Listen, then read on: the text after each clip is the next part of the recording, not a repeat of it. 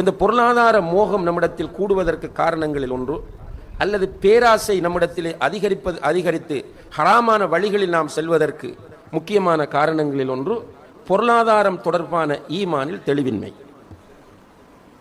பொருளாதாரம் ஈமானோடு தொடர்பான ஒரு விஷயம்.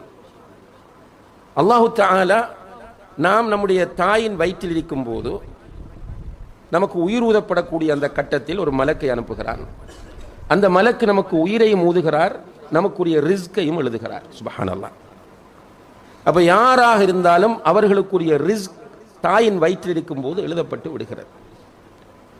இன்னும் ஒரு அடிப்படை இருக்கிறது. ரசூலுல்லாஹி அலைஹி வஸல்லம் அவர்கள் சொன்னார்கள், லன் தமூத நஃப்சுன் ஹத்தா தஸ்தக்மில ரிஸ்கஹா. தாயின் வயிற்றில் இருக்கும் போது ரிஸ்க் எழுதப்பட்ட நிலையில் ஒரு குழந்தை பிறக்கிறது. பிறந்தவர் இந்த உலகத்தில் அவருக்கென்று எழுதப்பட்ட ரிஸ்கை பூரணமாக பெறாமல் அவர் இந்த உலகத்தை விட்டு போக மாட்டார். அல்லாஹு அக்பர். பூரணமாக அவருக்கு எழுதப்பட்ட ரிஸ்க் பூரணமாக கிடைக்கும். ஆனால் எழுதப்பட்டது தான் கிடைக்கும்.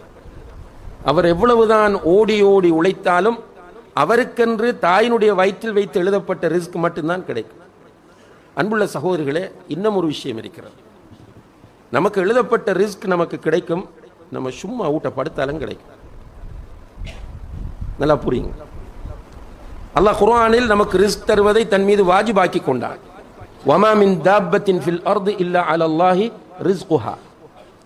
பூமியில் உள்ள எந்த ஒரு உயிரினமாக இருந்தாலும் அதற்குரிய ரிஸ்க் வழங்குகிற பொறுப்பு அல்லாஹ்வுடையது என்று அல்லாஹ் குர்ஆனில் சொல்கிறான். வலா தக்துலு அவுலாதக்கும் ஹஷ்யத இம்லாக்.